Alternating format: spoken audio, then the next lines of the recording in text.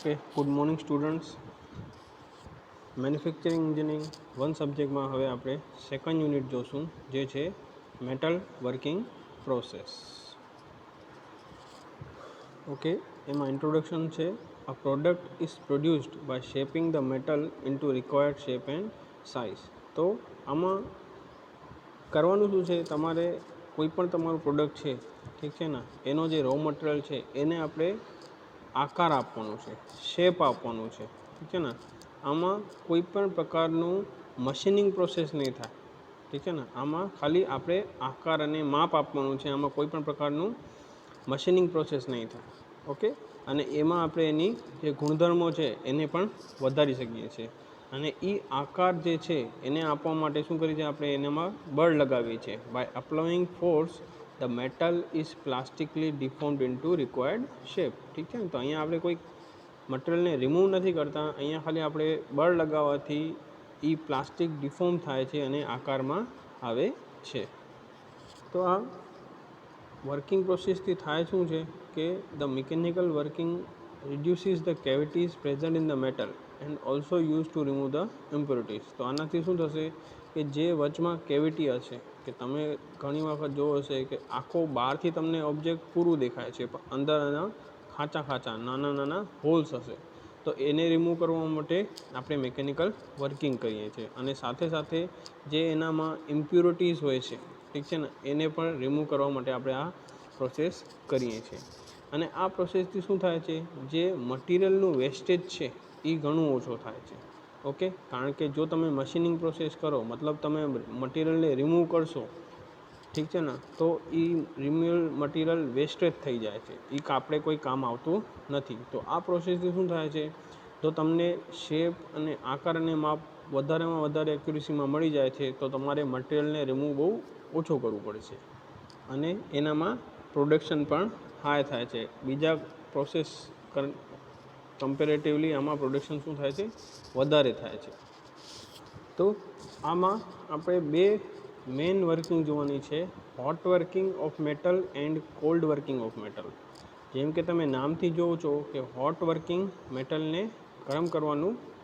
તો આના માટે તમને પહેલાં જે રીક્રિસ્ટલાઇઝેશનની વ્યાખ્યા લાસ્ટ લેક્ચરમાં આપણે જોઈ હતી, ફર્સ્ટ ચેપ્ટરમાં, એ મેન આવડતું જોઈએ. રીક્રિસ્ટલાઇઝેશન ટેમ્પરેચર શું છે કે જ્યારે એના ગ્રેન્સમાં ચેન્જીસ આવે, એ ટેમ્પરેચરને આપણે રીક્રિસ્ટલાઇઝેશન ટેમ્પરેચર કહીએ છીએ. તો આપણે કોઈપણ પદાર્થ, કોઈપણ મેટલને આપણે જ્યારે ગરમ કરીએ તો એને રીક્રિસ્ટલાઇઝેશન ટેમ્પરેચરથી ઓછો ગરમ કરવું છે કે વધારે ગરમ કરવું છે, એ આપણે અહીંયા નક્કી કરીએ છીએ. તો હોટ વર્કિંગ જે છે એની વ્યાખ્યા શું છે કે તમે મેટલને એના રીક્રિસ્ટલાઇઝેશન ટેમ્પરેચરથી વધારે ગરમ કરો છો, પર એના મેલ્ટિંગ ટેમ્પરેચરથી ઓછો ગરમ કરો છો. મતલબ એ લિક્વિડમાં કન્વર્ટ ન થવું જોઈએ સોલિડથી, ખાલી શું થવું જોઈએ, એક નરમ થવું જોઈએ, પર એના ઉપર પ્લાસ્ટિક ડિફોર્મેશન થવું જોઈએ, પર એ મેલ્ટ લિક્વિડ ફોર્મમાં કન્વર્ટ ન થવું જોઈએ. તો એ ટેમ્પરેચર શું હશે, રીક્રિસ્ટલાઇઝેશન ટેમ્પરેચરથી વધારે એ ધાતુને, મેટલને આપણે ગરમ કરવાનું રહેશે. એને આપણે શું કહીએ છીએ, hot working of metal.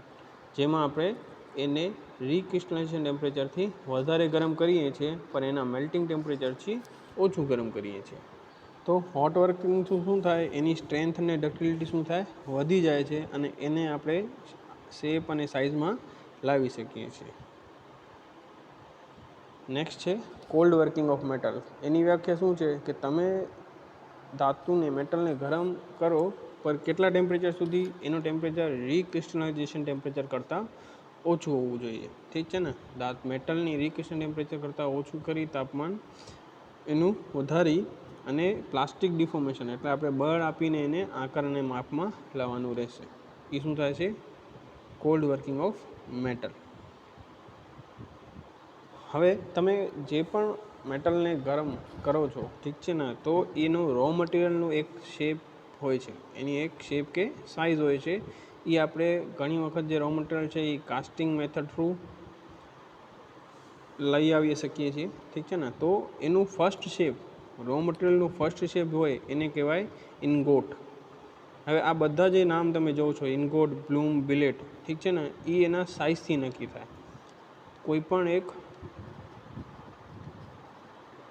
Raw material એનું સાઇઝ શું છે એનાથી એનું નામ નક્કી થાય છે. તો જ્યારે હું તમને કહું છું કે રો મટીરિયલ જ્યારે કોઈ કંપનીમાં આવે, કોઈ ફેક્ટરીમાં આવે, એને ઇનગોટ કહેવામાં આવે છે. તો એની સાઇઝ શું હોય છે, એનું જે એરિયા છે એ 300થી 500 mm² સુધી હોય છે, અને એની લંબાઈ કેટલી હશે, 1.5થી 2 મીટર. તો જ્યારે કોઈ પણ ચોરસ ટુકડો તમારા પાસે આવે છે અને એની આડછેદ એરિયા 300થી 500 mm² હોય તો અને 1.5થી લઈને 2 મીટર એની લંબાઈ હોય તો એને આપણે શું કહીએ છીએ, ઇનગોટ કહીએ છીએ. પછી એના ઉપર કંઈક પ્રોસેસ કરી અને આપણે એનામાં શેપમાં ફેરફાર કરીએ, મતલબ હવે 300થી 500 mm² જે અડછેદ હતું એને ઓછો કરીને 200થી 300 mm² કરીએ, ઠીક છે ને, તો એને બ્લૂમ કહેવાશે. પણ એની લંબાઈમાં પાછું શું થાય છે, ફેરફાર થાય છે. એની લંબાઈ કેટલી થાય છે, 3.5થી 5.5 મીટર. પછી એનાથી નાનું હોય છે. અચ્છા, તમે શેપ જોઈ લો કે ઇનગોટનું શેપ જો આ ચોરસ શેપ છે, આ અત્યારે એનો આડછેદ દેખાય છે એમાં, ઠીક છે ને, પાછળ લંબાઈ નથી દેખાતી. લંબાઈ શું હશે ઇનગોટની, 1.5થી 2 મીટર. પછી સેકન્ડ નંબર બી જો તો ઇનગોટથી નાનો છે બ્લૂમ, અને એનો અડછેદ કેટલો થઈ ગયો, 200થી 300 mm², અને એની લંબાઈ વધી ગઈ પાછળ 3.5થી 5.5. એનાથી નાનો છે સ્ક્વેર આકારમાં 40થી 150 mm² અડછેદ, ઠીક છે ને, અને લંબાઈ આપણે જેટલી જોતી હોય. તો સૌથી મોટો રો મટીરિયલ શું છે, ઇનગોટ. એનામાંથી થાય છે બ્લૂમ, બ્લૂમમાંથી થાય છે બિલેટ, અને છેલ્લે છે સ્લેબ. સ્લેબ તમે જો કે ચોરસ આકાર નથી, એના કારણે એની જાડાઈ અને પહોળાઈનું માપ હોય છે, ઠીક છે ને. સ્ક્વેર નથી એટલે એની જાડાઈ ને પહોળાઈનું માપ 50થી 150 mm જાડાઈ અને 0.6થી 1.5 મીટર એની પહોળાઈ હોય છે. તો આ બધા ડાયમેન્શન છે એના ઉપર આ બધાનું નામ નક્કી કરાયેલું છે. નેક્સ્ટ ટોપિક છે હોટ વર્કિંગ અને કોલ્ડ વર્કિંગના વચમાં તફાવત, ડિફરન્સ શું છે. તો પહેલી જો એની વ્યાખ્યા છે એ જ છે કે હોટ વર્કિંગ છે એને તમે શું કરો છો, કોઈ પણ મેટલને રીક્રિસ્ટલાઇઝેશન ટેમ્પરેચર કરતાં વધારે ગરમ કરો છો, અને કોલ્ડ વર્કિંગમાં એને રીક્રિસ્ટલાઇઝેશન ટેમ્પરેચર કરતાં ઓછું ગરમ કરો છો. સેકન્ડ ડિફરન્સ શું છે કે જ્યારે કોઈ મેટલ વધારે ગરમ છે તો એટલે એ નરમ ઓછો છે, નરમ વધારે છે, તો એને તમારે બળ ઓછું લગાવવું પડે છે. તો હોટ વર્કિંગમાં જે બાહ્ય બળ લગાવવું પડે આકાર અને માપ માટે એ ઓછું લગાડવું પડે છે. પણ કોલ્ડ વર્કિંગમાં કારણ કે મેટલ વધારે ગરમ નથી હોતું એટલે તમારે બાહ્ય બળ વધારે લગાવવું પડે છે. થર્ડ પોઈન્ટ શું છે કે હોટ વર્કિંગમાં જે એના કણો છે, ઠીક છે ને, મોટા કણો નાના કણોમાં રૂપાંતર થાય છે ગરમ કરવાના કારણે. પર કોલ્ડ વર્કિંગમાં જે કણો છે એ ડિસ્ટોર્ટ થઈ જાય છે, મતલબ એનું સ્ટ્રક્ચર શું થઈ જાય છે, બગડી જાય છે. ફોર્થ પોઈન્ટ છે કે હોટ વર્કિંગમાં રેસિડ્યુઅલ સ્ટ્રેસ રહેતી નથી. જે તમને કીધું હતું, ઘણી વખત આપણે ગરમ કરતા હોઈએ તો એના અંદર સ્ટ્રેસ રહી જાય છે, જેને આપણે રેસિડ્યુઅલ સ્ટ્રેસ કહીએ છીએ. તો હોટ વર્કિંગમાં એ રેસિડ્યુઅલ સ્ટ્રેસ અહીંયા રહેતી નથી. પર કોલ્ડ વર્કિંગમાં એ રેસિડ્યુઅલ સ્ટ્રેસ રહી જાય છે, એટલે ફરીથી આપણે એને ગરમ કરીને એને સ્ટ્રેસને દૂર કરવું પડે છે. પછી છે જ્યારે આપણે એને ગરમ કરીએ છીએ તો હોટ વર્કિંગના કારણે મેટલના ડક્ટિલિટી, સ્ટીફનેસ, ટફનેસ આવી પ્રોપર્ટીમાં વધારો થાય છે, અને કોલ્ડ વર્કિંગમાં સ્ટ્રેન્થ, હાર્ડનેસ આવી પ્રોપર્ટીમાં વધારો થાય છે.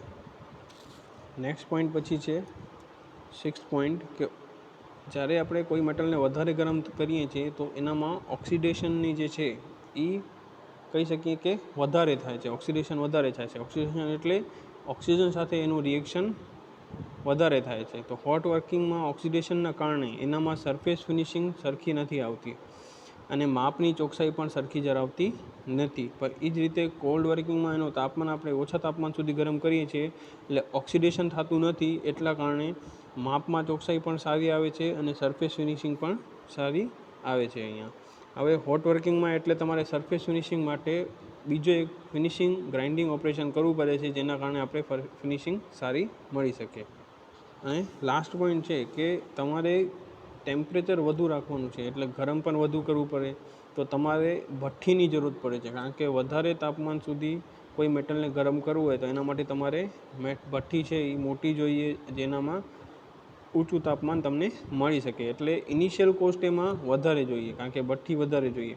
સાથે સાથે વધારે ગરમ મેટલ હોય તો એને એક જગ્યાથી બીજી જગ્યાએ પહોંચાડવા માટે પણ ખર્ચ વધારે લાગે. મતલબ હોટ વર્કિંગ કોસ્ટલી પ્રોસેસ થાય.